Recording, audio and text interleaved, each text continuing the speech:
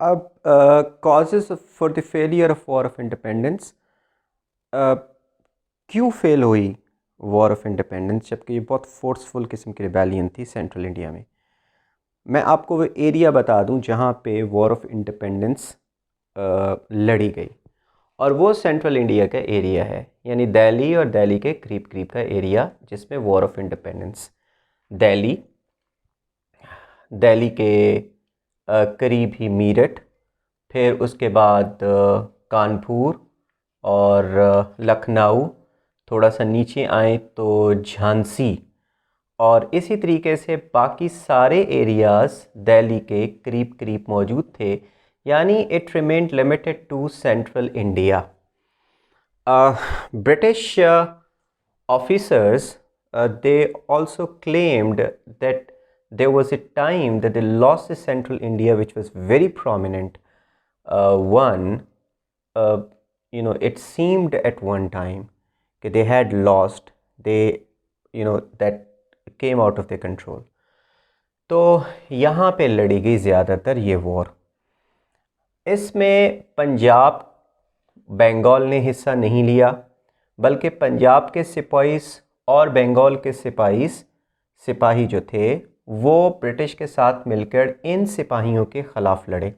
और एक तरह का इधर इन दोनों एरियाज़ में ये परसेप्शन पाई जाती थी, ये गुस्सा पाया जाता था कि जब पंजाब और बंगाल को फ़तह किया जा रहा था तो सेंट्रल इंडिया के सिपाहियों ने ब्रिटिश के साथ मिलकर मदद की थी, तो अब एक मौका है रिवेंज लेने का। तो there was no unity in the whole India. The war of independence remain limited to central India. That is one case of disunity amongst the Indians.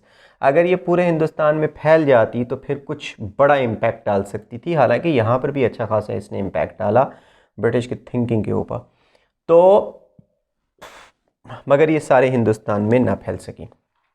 इसके अलावा डिसयूनिटी बहुत बड़ी रीज़न थी इस वॉर के फेल होने की। डिसयूनिटी सिर्फ यही नहीं थी कि ये इस तरीके से लड़ी गई, there was the absence of unity of purpose as well.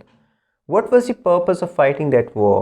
The Muslims, led by the last Mughal ruler, their purpose was to restore the Mughal empire, but the Hindus did not have anything to do with the Mughals. Their main aim was to kick the British out and take control themselves. और वहाँ पे कुछ बहुत सारे और भी rulers थे, they were fighting for their own self interest। जैसे झांसी की जो स्टेट थी, झांसी की रानी के कमांड में, वो झांसी के लिए लड़ रही थी। सतारा की स्टेट अपने लिए लड़ रही थी, अपनी स्टेट को हासिल करने के लिए ब्रिटिश के हाथों, और इसी तरह से जो अवध की स्टेट थी वो भी अपने लिए लड़ रही थी, क्योंकि उनके ऊपर कब्ज़ा कर लिया था ब्रिटिश ने अंडर डॉक्ट्रिन ऑफ लैप्स। तो वो तो अपने सेल्फ इंटरेस्ट के लिए लड़ रही थी। कुछ और भी लीडर थे, जैसे नाना साहेब एक लीडर थे, उनकी अपनी पेंशन ब्रिटिश ने जो एक उनको वजीफ़ा मिलता था वो ख़त्म कर दिया था, वो उसके अपने ग्रीवेंसेस थे। तो there was disunity of the purpose and disunited leadership. Many sipahis they did not consider, mostly non-Muslim sepoys, they did not consider Bahadur Shah Zafar as a leader. On the other hand, the state of Jhansi, they considered Lakshmi Bai as a leader. तो बहुत सारे leaders थे, तो disunited leadership थी, limited to specific central India that war remained. That was another example of disunity.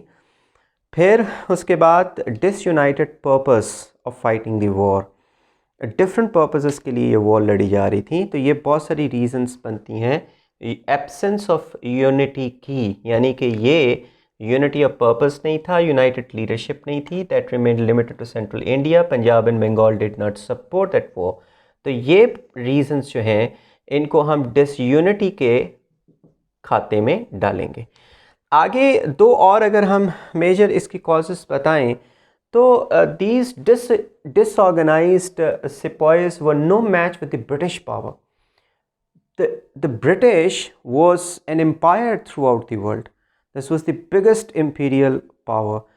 There was an immense power at the back of the British in India. I mean, they had industrial revolution and lots of wealth was coming their way. तो उनके पास technology थी, उनके पास faster means of communication and faster means of transportation थे. जैसे उन्होंने पूरे हिंदुस्तान को इसमें रेल्स में बांध के रख दिया था, तो वो किसी भी तरह से इन रेल्स के ज़रिए से, इन रेलवे ट्रैक्स के ज़रिए से बड़ी तेज़ी से अपनी सप्लाईज और जो ट्रूप्स हैं वो एक से दूसरी जगह पे ला सकते थे. तो that was the fastest means of transportation they had. जब मुगल्स होते थे तो वो घोड़ों के ज़रिए से एक तो पैगाम रसानी होती थी, लेकिन अब फास्ट मीन्स ऑफ कम्युनिकेशन भी आ चुका था. तेज़ी से टेलीग्राम पहुंचते थे और उसके बाद अभी कंसोलिडेट करने की कोशिश कर रहे होते थे रेबल्स या म्यूटिनियर्स, तो फ़ौरन ही ट्रेन्स के ऊपर सामान लाद के और फ़ौजी लाद के उनके सरों पे पहुंच जाते थे. जहाँ पे वो सेटल होने की कोशिश कर रहे होते थे तो सेटल होने से पहले पहले ही उनको दबोच लेते थे आके. जबकि मुग़ल्स ऐसा नहीं कर सकते थे. वो उनकी आज भी घोड़ों के ज़रिए से ही कम्युनिकेशन होती थी. डाक का निज़ाम जो था चौकियों के ज़रिए से, और उसके बाद फिर उनकी सप्लाईज़ भी घोड़ों के ज़रिए से पहले इकट्ठा करना, और महीने भी समटाइम्स वीक्स लग जाते थे इस चीज़ में. और जब तक वो वहाँ पे पहुँचते थे रेबल्स जो थे वो अपने आप को कंसोलिडेट कर चुके होते थे. Here the British would never give the chance to the mutineers who were disorganized to establish themselves, to consolidate their positions here. तो एक तो there were no match with the British technology, with the British power and the British confidence. ये भी एक बहुत बड़ी reason है. Lack of communication coordination. Meerut वालों को ये नहीं पता था कि दिल्ली में क्या हो रहा है और वो कैसे लड़ रहे हैं. दिल्ली वालों को ये नहीं पता था कानपुर में क्या हो रहा है. कानपुर वालों को लखनऊ का कुछ पता नहीं था. लखनऊ वालों का अवध को कुछ पता नहीं था. झांसी अपने मूड में लड़ रहे थे. तो there was no coordination amongst the forces. Thus these were the major reasons for the loss of war of independence. War of independence हो गई. अब उसके बाद उसके इफ़ेक्ट्स क्या हैं. वॉर ऑफ इंडिपेंडेंस के बहुत सारे इफ़ेक्ट्स हैं. जैसे पहला जो मेन इफ़ेक्ट हम पढ़ते हैं that is the brutal persecution of the Muslims. Although Muslims and Hindus fought this war together, but high-handedness of the British fell upon the Muslims. That was said by Jawaharlal Nehru in his biography. Then मुसलमानों की persecution के अलावा भी बहुत सारे effects हैं इसके. एक इफ़ेक्ट तो है ब्रिटिश ईस्ट इंडिया कंपनी को ब्रिटिश मोनार्क ने हुक्म दिया कि वो छोड़ जाएं. They could not rule. Probably they got that analysis that the traders could not rule. Traders only pick their own pockets first and then they think of the interest of the people. So they asked British East India Company to wrap up their business and leave India.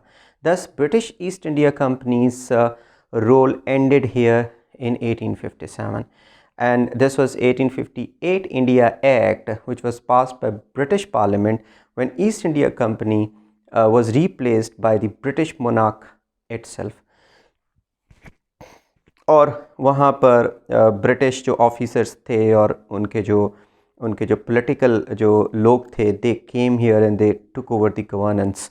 तो एक तो ये बड़ी important है. 1858 के act में फिर ये जो ईस्ट इंडिया कंपनी ने पास किया था डॉक्ट्रिन ऑफ लैप्स, जिसके ज़रिए से वो एक के बाद दूसरी स्टेट्स ले रहे थे, इसको भी ख़त्म कर दिया गया.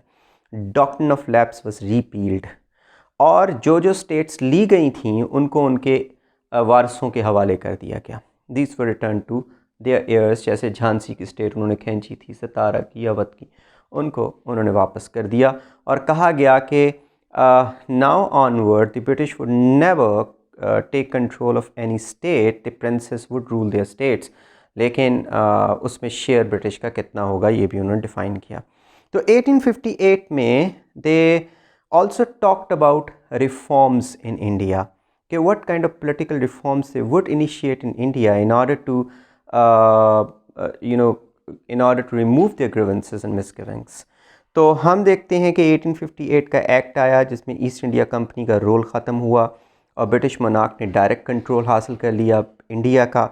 हम देखते हैं कि इसके फ़ौरन बाद डॉक्ट्रिन ऑफ लैप्स ख़त्म हो गया और उसके फ़ौरन बाद रिलीजियस मिशनरीज इस तरीके से खुलेआम नहीं आ सकते थे हिंदुस्तान में, क्योंकि ये भी एक कॉज थी वॉर ऑफ इंडिपेंडेंस की। और एक और भी अच्छा इम्पैक्ट जो मुसलमानों के ऊपर पड़ा, मुसलमानों के ऊपर तो बहुत बुरे बुरे हम बातें सुनते हैं कि मुसलमान जो है उनकी परसिक्यूशन हुई, उनको तोपों के दहानों के ऊपर बांध के उड़ा दिया गया और मदरसे बंद हो गए और बहुत सारी ज़्यादतियाँ उनके ऊपर हुई। They were cornered deliberately and deliberately the British started giving advantages to the Hindus in order to make them dominate the Muslims, क्योंकि Muslims were not coming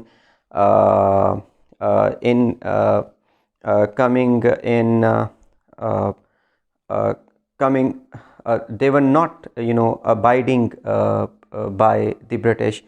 तो ये सारी चीज़ें तो हम पढ़ते आए हैं, लेकिन एक और भी अच्छी चीज़ मुसलमानों के लिए हुई, and that was this war of independence later on came to be known as blessing in disguise, as Muslims stopped looking backward.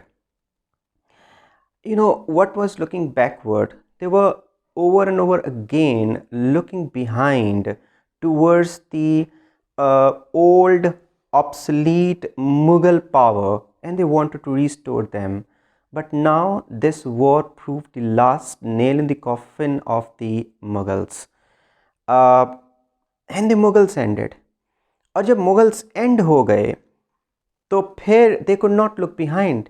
There was only one way to look, and that was to look forward.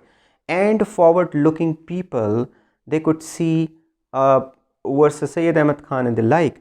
तो sir Syed Ahmad Khan की जो movement है उसकी कामयाबी भी एक तरह से वॉर ऑफ इंडिपेंडेंस की फेलियर ही है।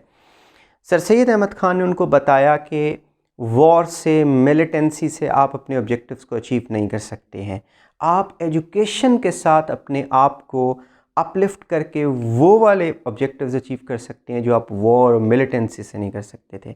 तो कम से कम ये बातें अच्छी रहीं मुसलमानों के लिए, तो ये सारी की सारी उनके लिए हुई।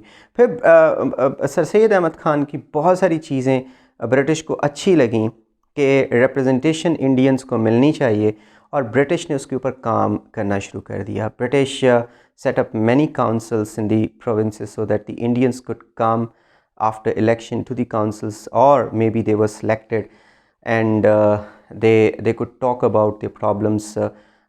ये council acts आए। फिर Congress was also in effect। जब कांग्रेस बनाई गई तो A.O. Hume ने यह कहा कि he took the inspiration of making Congress from Sir Syed Ahmad Khan's idea of giving more representation to the Indians in running their own government। तो कांग्रेस को बनाया गया। तो इस तरह से वॉर ऑफ इंडिपेंडेंस की बहुत सारी आगे इफ़ेक्ट्स आती हैं।